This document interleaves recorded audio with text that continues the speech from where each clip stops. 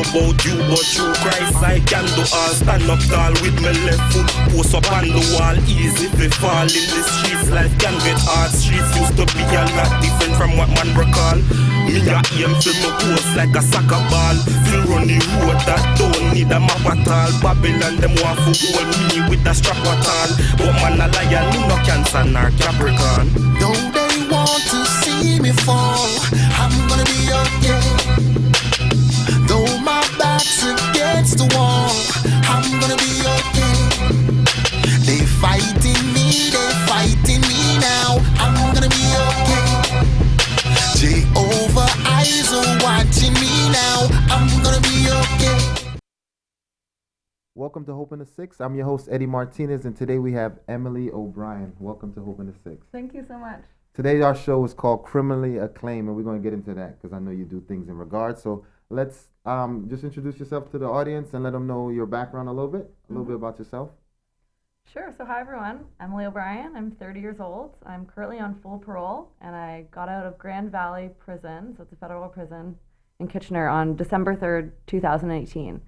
So I am serving a 4-year sentence for importing illegal narcotics into Canada, and that was in 2015. So, kind of the worst is over, but rebuilding my life, restarting, and looking to do a little good along the way. All right, so let's check out this video, and we'll be back.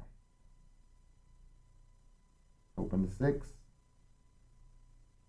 Yeah, so we're gonna get Now I just finished my day parole. Okay. So I had to spend 6 months living in a halfway house. Okay. And then this is all part of a 4-year sentence that I'm serving for importing narcotics into Canada. And this happened in 2015. I brought cocaine back from St. Lucia. Okay. Got caught, arrested, and then I was on bail for 2.5 years. And when I finally went to prison, I knew that I could turn my life around, and I knew I had a positive energy within me that was capable of, not just uplifting myself, but other people around me too. So right. Yeah. Oh, wow. So I'm in the Hamilton and Kitchener. I have business in Kitchener, and I'm in Toronto, once every couple of weeks. I'd say. Right now, but could turn into more, and yeah. Wow. And then you currently have a podcast as well? It's just starting, yeah. Okay. Yeah. And what's the name of the podcast? Criminally Acclaimed. Wow. I like that. That's actually pretty cool. Yeah. Wow. And so you said it just started?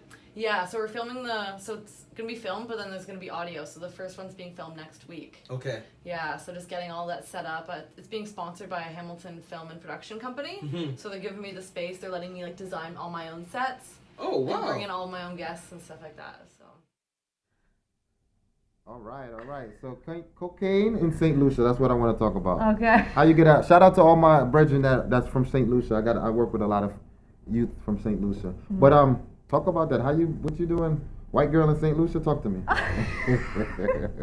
Well, I've always liked vacations. Right. And I've kind of traveled a lot around the world doing volunteer trips. It wasn't all, just a party, but I've been to Thailand, Cambodia, Vietnam, and I've been to Caribbean a bunch of times. Right. And so I went with someone that I had a relationship with, not a serious relationship, but it was just kind of casual. It was in 2015, and that's kind of when Tinder and all those dating apps are coming out, mm-hmm. and everything was just very casual. And yeah, he asked me if I wanted to bring some cocaine back, and I was a party girl, and I said no originally. Mm-hmm. But then I said I would go on the trip. Right, I didn't say I wanted to bring the drugs back, but I said, okay, I'll come on the trip with you. And I didn't think I'd have to do anything, but then he convinced me to bring it with me home. Mm-hmm. And, there was a lot of substance use that went on mm-hmm. that trip. Right. And obviously inhibited my ability to make good decisions. And you know what? I did it. I put it on my body and tried to bring it back into the country, and I was not successful at all. Okay, so he's trying to bring it back to Canada. Yeah. Okay. And so pretty much you weren't really in the drug game. It was just this isolated situation. Yeah, just the one time. Oh, okay. Yeah. So, wow. Was the guy from St. Lucia? No, he's from Canada. Okay. Yeah. But he just wanted just to bring the drugs back. Yeah. That's all. So it wasn't for selling or nothing. It was probably recreational use or whatever. I'm not too sure what he wanted to do with them. Okay. So, but I knew he was getting money for it. Okay, so tell me now. So you've been arrested, mm-hmm. apprehended. Mm-hmm. You must have was crying and just was devastated at that moment. Tell me what happened. I was still in shock, mm-hmm. and I actually wasn't crying yet because I didn't I didn't think it was that big of a deal. You know, I was with him. I trusted him. I thought, you know, he said, "Okay, baby girl, come with me, and everything will be fine." Right. And you know, it wasn't, and he wasn't prepared for that. I think he was prepared for everything to go smoothly. So when things didn't go well, he didn't know what to do. Okay. And I didn't know what to do.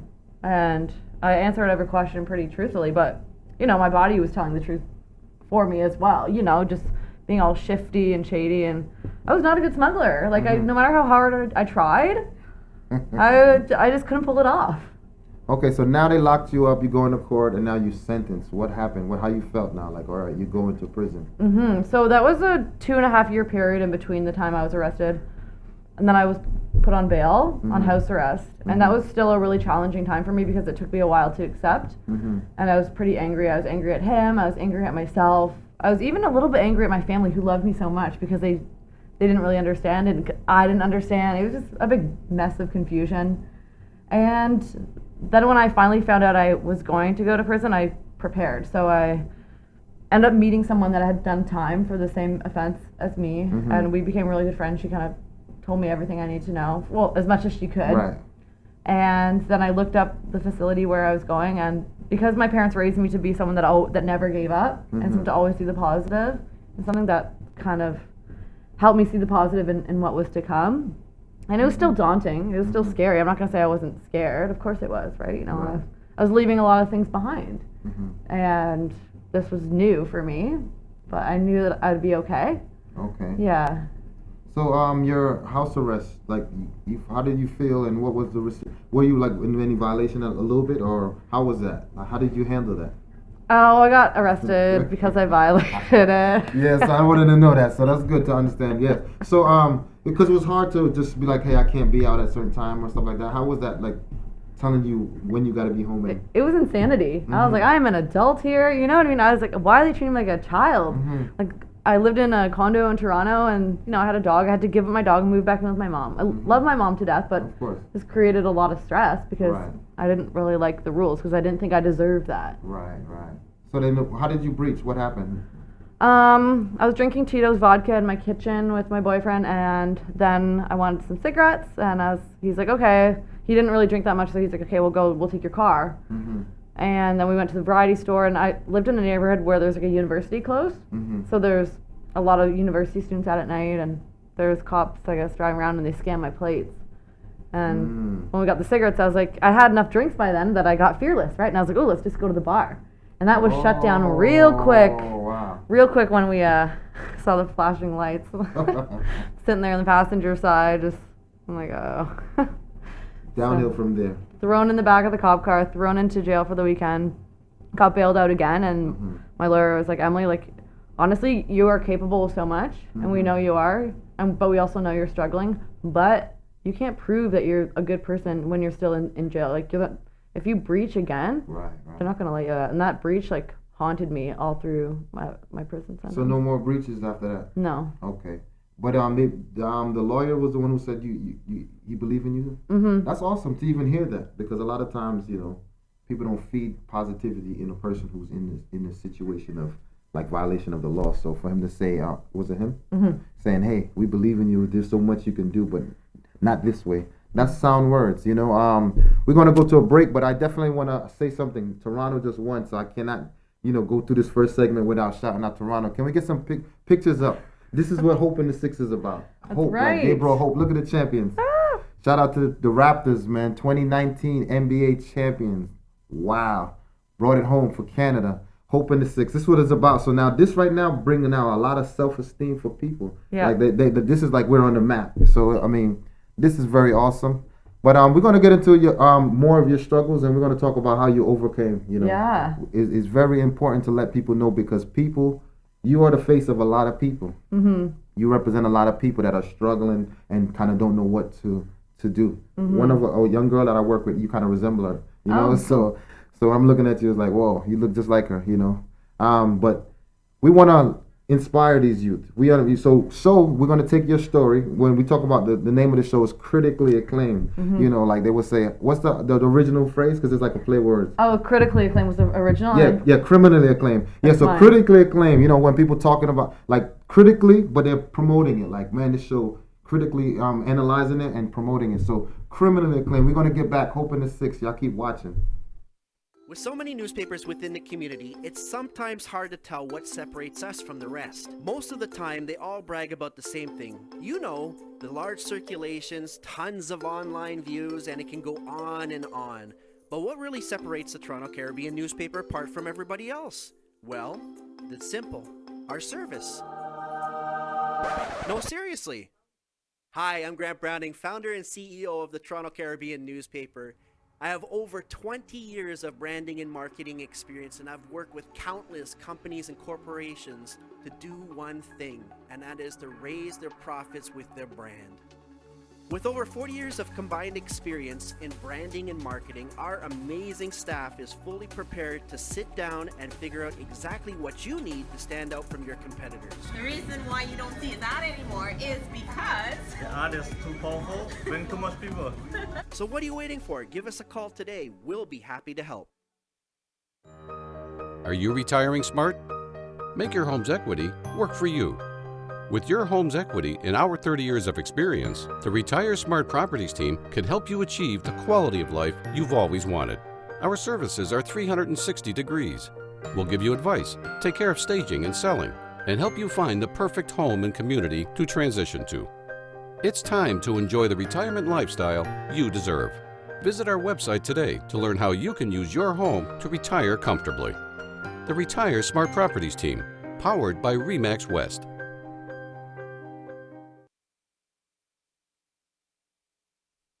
Welcome to Hope in the 6. I'm your host, Eddy Martinez. We are the North. We are the strong and free.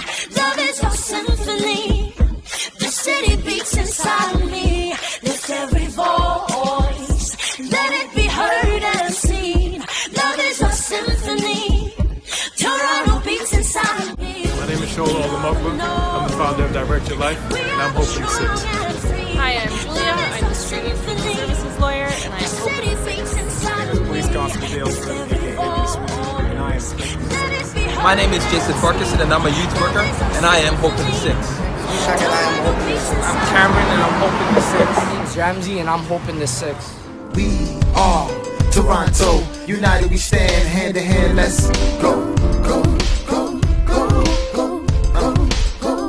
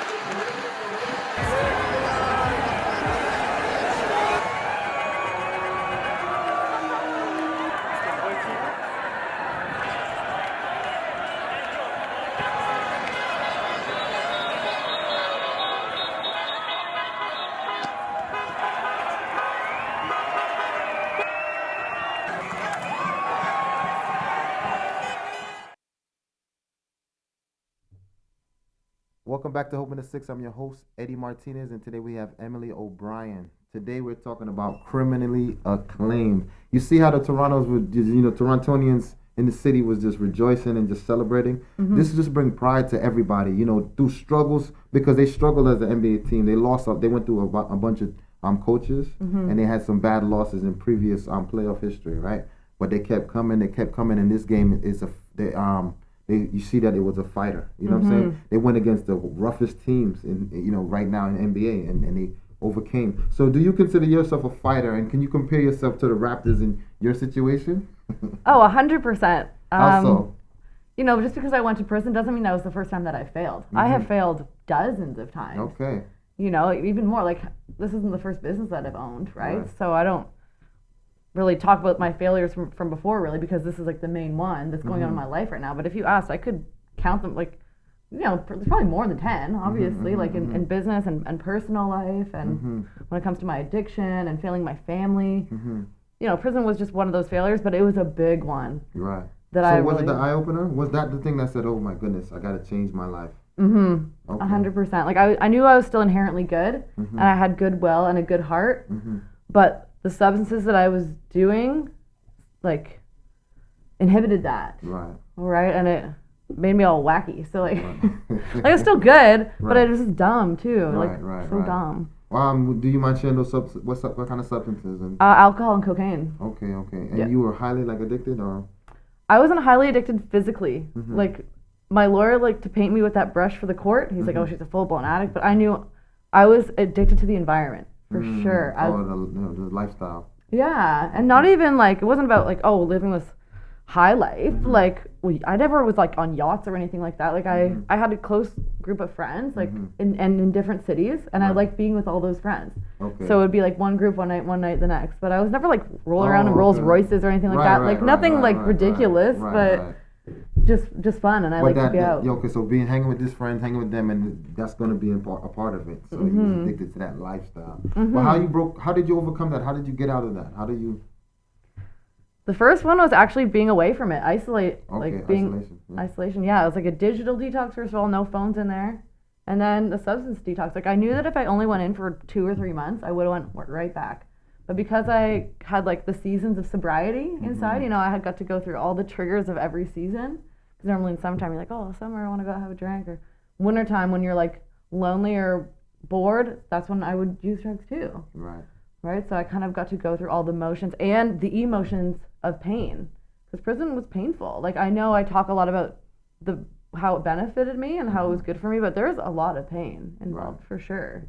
So what I want you to do me a favor. I want you to talk to that camera and tell these young girls and guys as well, but that going through addiction, because a lot of them say we would bring them to an addiction place and it's like a rehab, and they would go and they would leave. They don't stay through, right? So I want you to share, you know, something powerful to them. Just tell them like they can make it, just in your own ways, like through your experience, because you did it, right? So criminally acclaimed, like you doing powerful things coming out of that lifestyle. So what would you say to the young girl or even a guy?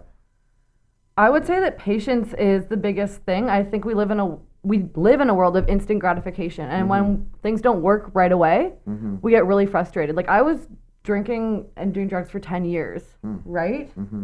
Before I finally realized that this was actually really bad for me, before I believed it myself. Like, I just kept putting it off and brushing it to the side. But not only do alcohol and drugs, like, hurt you, but it also makes you vulnerable to other negative influences. And you're still accountable for these things. Like, you know, just because I was doing drugs and drinking a lot of alcohol, I still broke the law. You know, they're not like, oh, like, it's okay, you're drunk. Like, it doesn't count. Like, it doesn't work like that. Right. So that would be my message, for sure. 100%. But you found some strength in yourself somehow, right? You believed in yourself. Did you have other supports? Like, hey, we believe in you, or it was more a lonely battle? It was a lonely battle at first, because what I did in prison was reflected on my business, and I've been the only entrepreneur in my family, so no one else has really started their own business and gone through those struggles. So going that uphill battle was hard at first, like trying to prove myself, trying to grow my business, trying to convince them that I'm going to be sober, I'm going to stay sober, and everything like that. So that was hard, for sure, but my family has definitely been so supportive.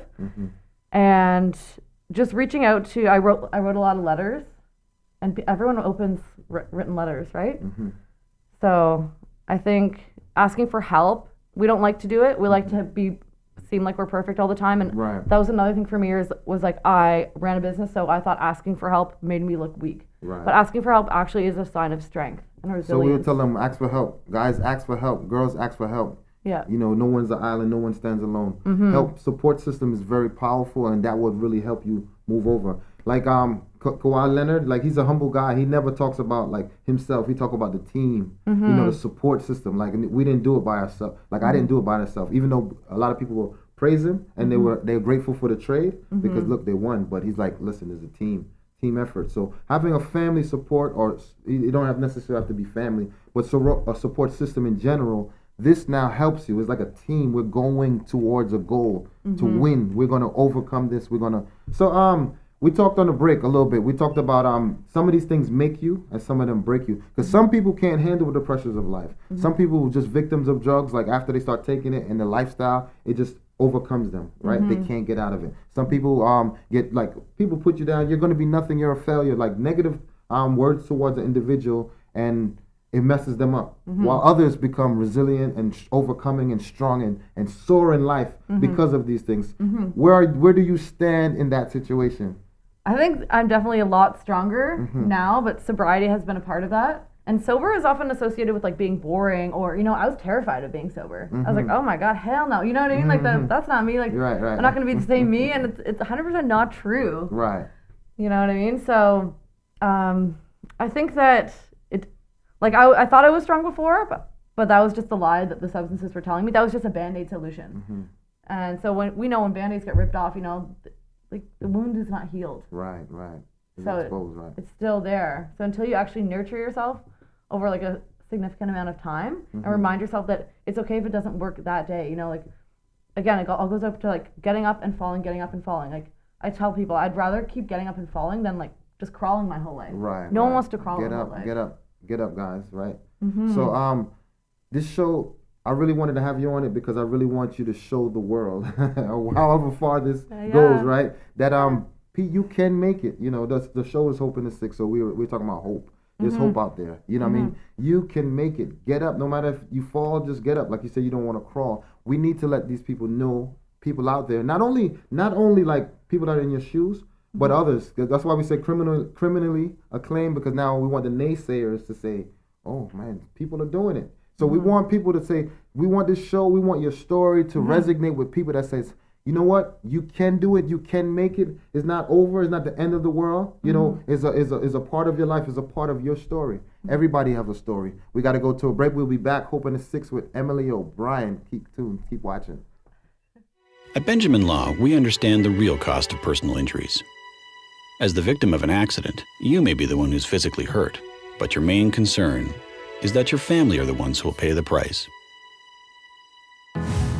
Benjamin Law will be there for you, helping, supporting, and working tirelessly to resolve your personal injury case. Call 1-855-899-4878 or visit benjaminlaw.ca and let our family of lawyers help your family. Happy birthday to you. Happy birthday to you. May your dreams all come true. Happy birthday to you.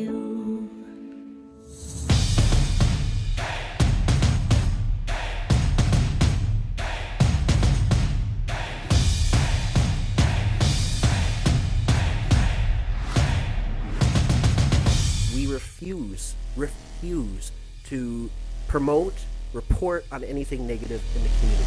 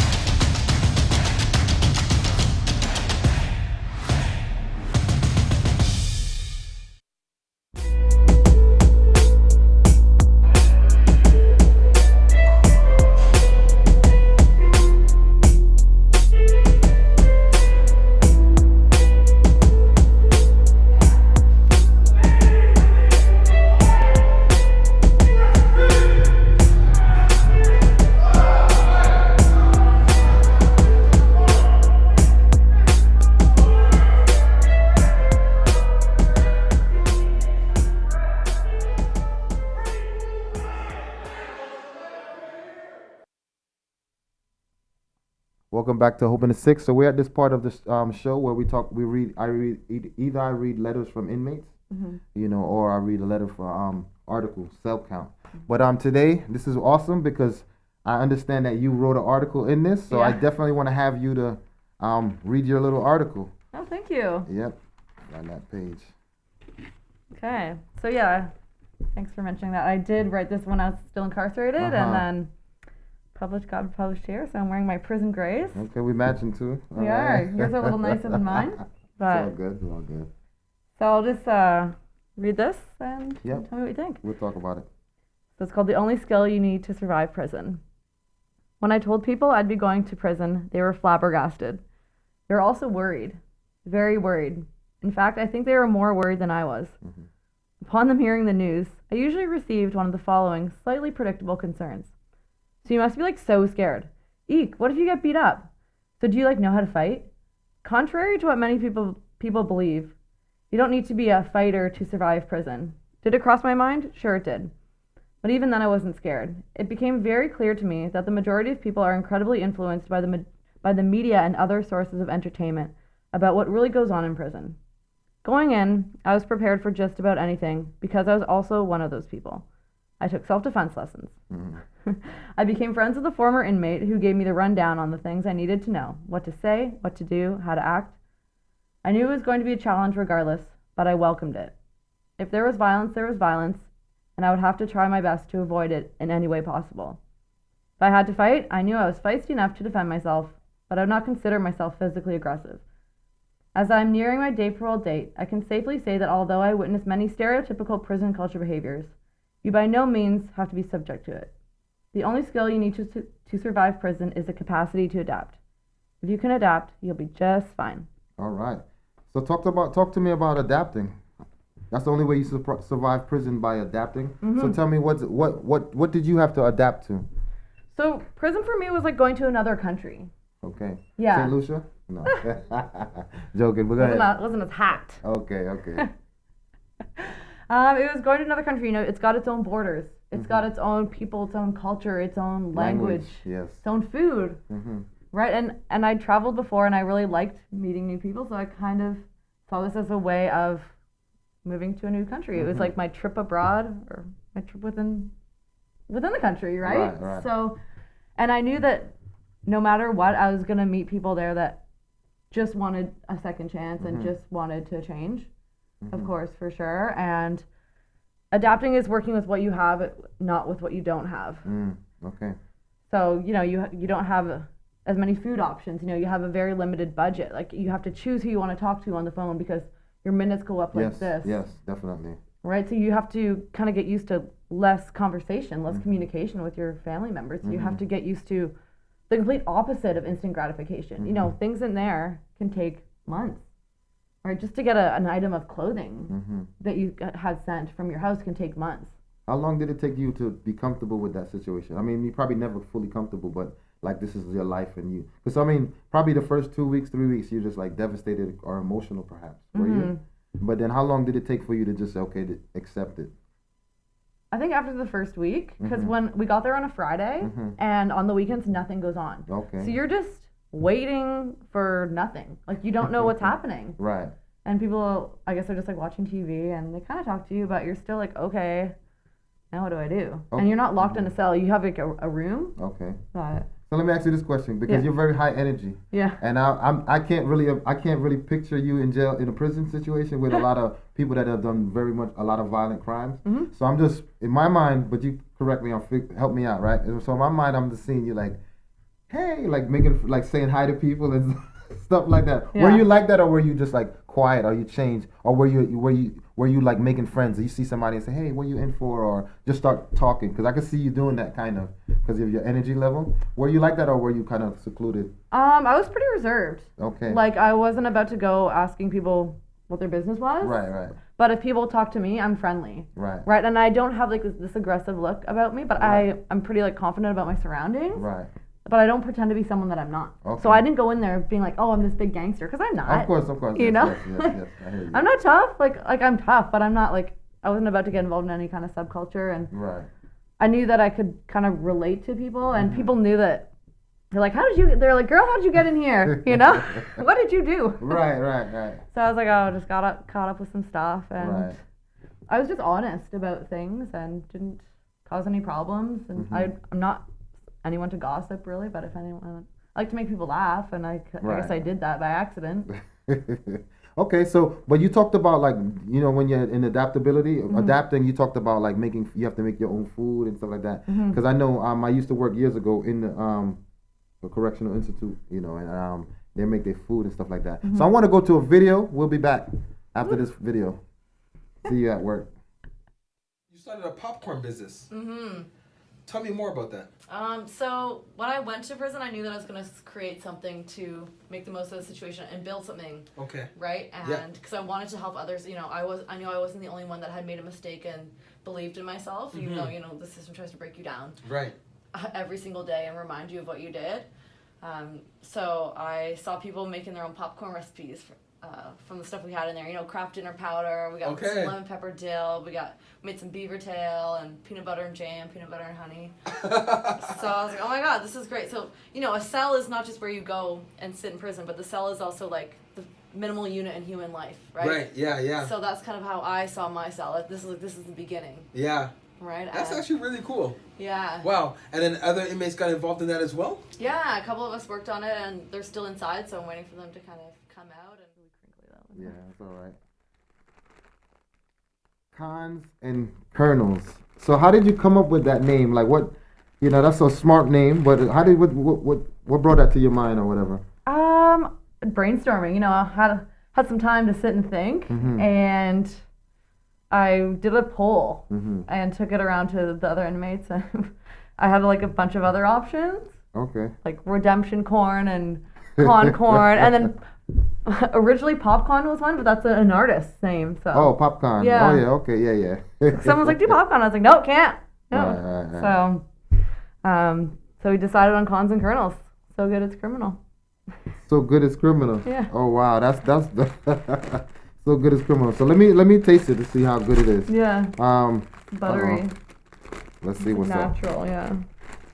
Popping in coconut oil and stuff, so yeah. It tastes like movie popcorn. Yeah, look at that's the flavor. Okay, because movie popcorn and the store popcorn tastes different. This definitely tastes like I'm going to the movies. Father's Day coming up. I'll probably have to order a few to bring it in. Bring a bulk order. A bag. Yeah. Okay. It's good. Cons and Kernels. So convicted in Canada. Proudly Canadian. The Canadians, Canada don't want that publicity, right? But it's a reality. Cons and Kernels. It is. I love this idea. This is so brilliant, and this is now to show resilience of people. You know, you've been in a situation where now, okay, I'm incarcerated. I could go downhill from that because a lot of people when they start from somewhere with crime, right? It's not like okay, you start somewhere, you did a crime, you get out, go back to crime, and it's just a cycle. But you now had this situation, you decide to change your life, and now you said, listen, I'm gonna make something of this. You know what I mean? You come with your energy, your high energy, and your creativity, and said, listen, I'm gonna come with this idea and go back out to society and sell it. So how's it go? How long you been in business so far? 6 months. Okay, and how's it going? Is it okay so far? It's good. Okay. Yeah, because I work at the gym too. Because my parole officer, she wanted me to get like a job, you know. And I like to have those like official jobs. So just building it like slowly, and I just don't want to burn myself out too, and make sure I'm doing everything the right way. Because you got to get insurance, you got to make it in a proper kitchen, right? We got it incorporated. Can you get this on Canteen? Not yet. Back. Oh my god, they'll probably think I'm sending in drugs or something. They probably wouldn't like. Well, yeah, because it said cons, but this will be. I'll be like, probably I don't know. You might. This, it's money making, right? So you might get some people to support you behind this because now people like from inmates to like inmates, something like that from the inside. You know what I mean? So think about that. Think about getting this in there on the Canteen because if I was an inmate, I would definitely want to order because it's supporting. It's like a family thing, right? Yeah. So we got to go to a break. Hoping to 6. Keep watching Emily. Criminally Acclaimed. With so many newspapers within the community, it's sometimes hard to tell what separates us from the rest. Most of the time, they all brag about the same thing. You know, the large circulations, tons of online views, and it can go on and on. But what really separates the Toronto Caribbean newspaper apart from everybody else? Well, it's simple. Our service. No, seriously. Hi, I'm Grant Browning, founder and CEO of the Toronto Caribbean newspaper. I have over 20 years of branding and marketing experience, and I've worked with countless companies and corporations to do one thing, and that is to raise their profits with their brand. With over 40 years of combined experience in branding and marketing, our amazing staff is fully prepared to sit down and figure out exactly what you need to stand out from your competitors. The reason why you don't see that anymore is because the ad is too powerful, bring too much people. So what are you waiting for? Give us a call today. We'll be happy to help. I'll be loving you with all that's in me. And you're the one I've given my life for. And I'll be your light. So you never have to worry, I'm never gonna break your tender heart. And you never have to fear, I'm always here, right in your heart. You have someone you can count on. And when you call upon my name, I'll step right in. Unselfishly, I'll give you my heart, 'cause you mean the world to me. Unselfishly, trust in me, and I'll be the joy that you need. And I'll be loving you unselfishly.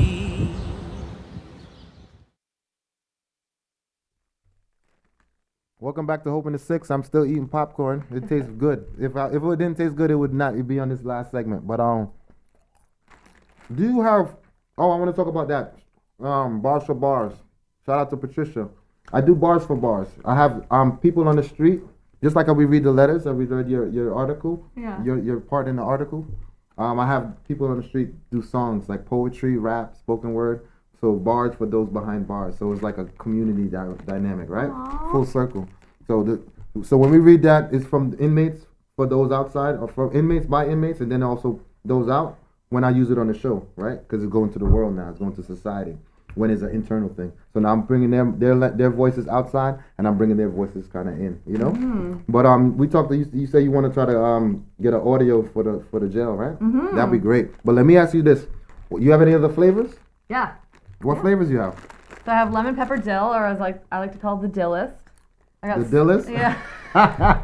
You got a little swag with you. You got a little swag. Give me a books. Give me a books. Yes, the dillist. Okay. I have sweet sriracha, which I like to call sticky fingers. Yeah. Okay. And jailhouse cheese, so that's Kraft dinner powder, like cheese powder. That is amazing. With popcorn, yeah. Peanut butter and jam, and peanut butter and honey, and Nutella.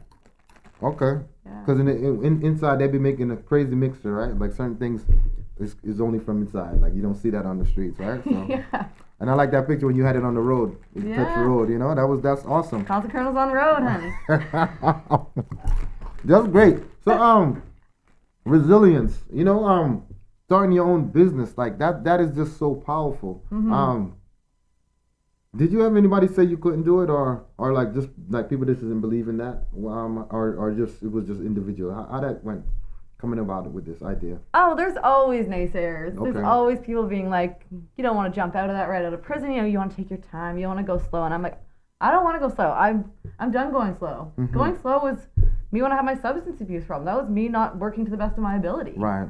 And now that I'm sober, like I'm up at like 6:30 every day. Like instead of going out to the bars at night, I'm going out for brunches in the morning. All right, from bars to brunches. Yeah. That's another thing right there. That's yeah. Very good. So I'm proud of you. I mean, I don't know you that for a long time, but I'm proud of that. I love to see people, because what I do, what started this show is because my work I do. I have a program called Hope at Young Street Mission, helping offenders on probation excel. So I deal with people on probation and parole, you know, but now I was afforded the opportunity to have a platform. So I said, it's not going to be about me. You know what I'm saying? I will talk about what I do, because that is Hope in the Six. But I want everybody who have a part in this, you know, Hope in the Six, what you do. You know what I'm saying? So I have now professionals come on the show, you know, like counselors, mental health workers, lawyers, because they're hope.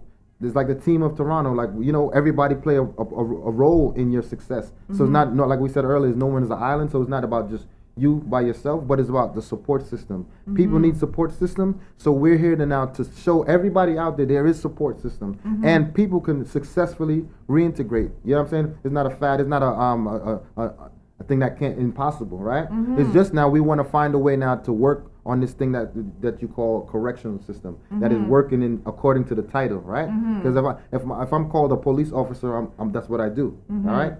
If it's called a correctional institute, we want to see that it's really correcting. It's an institution, you know what I'm saying? Almost like like technology institute or a college or something where you learn and come out better. You know what I'm saying? So we do have problems with that, but for what we can control is what we do on the outside. So this is what the show is for. This is the platform, and I'm glad to have you. Give me a high five. Thank you so much. This is awesome. Talk about Cons and Kernels and just talk about what you're doing. In the video clip earlier, he talked about you having a podcast. Yes. Criminally Acclaimed. Yeah. Let's talk about that. So Criminally Acclaimed, I just filmed the first episode, but it's going to feature people that have been through the system, maybe people that work in the system, or like I said, I don't like to call it the system because the system is something that worked in the first place, right? And there's so much failure, you know what I mean? Like it's so hard for so many people. So it needs like some changes, and I think the community needs to step up too. That's why I'm trying to convince employers and organizations to, reach out, give a helping hand. Right. Because just that one helping hand, even if it's helping someone for a month, can make a huge difference. Definitely. Even walking along, because sometimes some things we can't help. Sometimes I'm working with an individual and they don't want a job, they don't want nothing. So only thing I can do with them at that moment or for a while is just be with them and be a friend, be a listening ear, be that support. You know what I'm saying? Because I can't try to change nobody. It's you got to want to change and I can help you. If you don't want to change, I'm not going to abandon you either.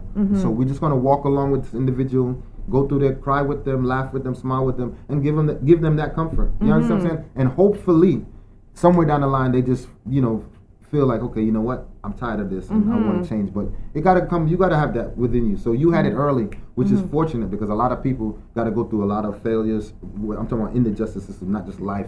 And then they say, okay, I'm tired of this. So when I get out, I'm not coming back. But you came out, you have to have a plan. I talked to a lot of guys locked up. To all the brethren that's locked up and those that are soon be locked up, you better have a plan. You understand what I'm saying? And why I say soon be locked up? Because people are hustling, people doing things, they're going to get caught. You understand what I'm saying? You got caught. You know what I'm saying? Some get away with for a while and then they eventually get caught. You doing crime, you're eventually going to get caught. So you have to have a plan. When you get out, what are you going to do? I say it to them all the time. So if you don't have a plan, but you had multiple plans. You want this, you got the popcorn popping off. You know what I'm saying? You got the podcast ideas, and you just came out working. And that is something, because when you come out and you're not occupied, you're gonna be okay. Let me go hang out. You're gonna find your friends, the ones you talked about earlier. Because you're doing nothing. It's all about being occupied. So now you have something. You have something to move for. You have something to live for. You have a drive, and you just go. So this is good. And your vision came from inside, because all of this is related to being incarcerated, related to prison. We're gonna go to one more break, but before we do, I just want to ask you about how hard is your probation for you? Is it very restrictive and it's like hard to handle? Day parole was pretty challenging because there's so many rules.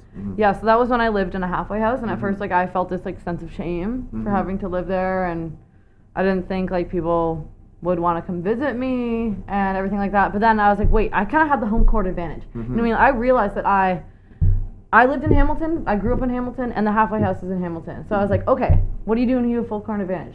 Just like in basketball, you know that's an asset. Right? So I was like, okay, I'm gonna do my best and reach out to community members. You know, you can't expect people to come to you. Sometimes you gotta take the first step. You gotta write that letter. You gotta make that call. Make that call, write that letter. We go into a break, we'll be back. Hope in the 6th. Are you retiring smart? Make your home's equity work for you. With your home's equity in our 30 years of experience, the Retire Smart Properties team can help you achieve the quality of life you've always wanted. Our services are 360 degrees. We'll give you advice, take care of staging and selling, and help you find the perfect home and community to transition to. It's time to enjoy the retirement lifestyle you deserve. Visit our website today to learn how you can use your home to retire comfortably. The Retire Smart Properties team, powered by RE/MAX West.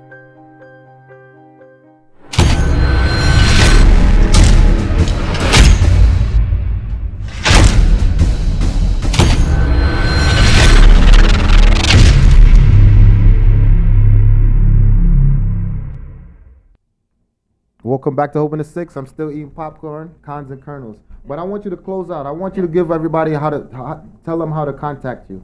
Sure, yeah. So I'm really reachable on Instagram. So my Instagram handle for the business is Cons and Kernels, and then my personal one is Terry Tuesday, TerryTuesday. And I want you to reach out if you have anything, if you have any questions, if you just need help, if you just want someone to talk to. You know, if you're freaking out about something, or if you got questions about something, just message me and I will call you. You know, I believe in helping people can be as little as 5 minutes of your time, 10 minutes of your time. You know what I mean? So, and having that support for me was crucial to my success coming out. So that's why I want to help as many people as I can too. It'll make us stronger, it'll make us smarter and more successful. So what? Give them a word now. Give them something powerful now. They know how to contact you. But what would you say to them? Your last few words. I think in terms, if you're struggling with something, you know, it's time to stop suffering the consequences. Now it's time to buffer the consequences. So make those consequences work for you. Make those consequences work for you. Thank you for watching. Thank you for coming out. Bless you. Keep in tune. Support positivity. Let it go viral. Hope in the 6. God bless you all. I walk through the valley of the shadow of death. I'm gonna be okay. I will fear no evil, that will my rod and my staff. I'm gonna be okay. Thou preparest a table before me in front of my enemies. I'm gonna be okay.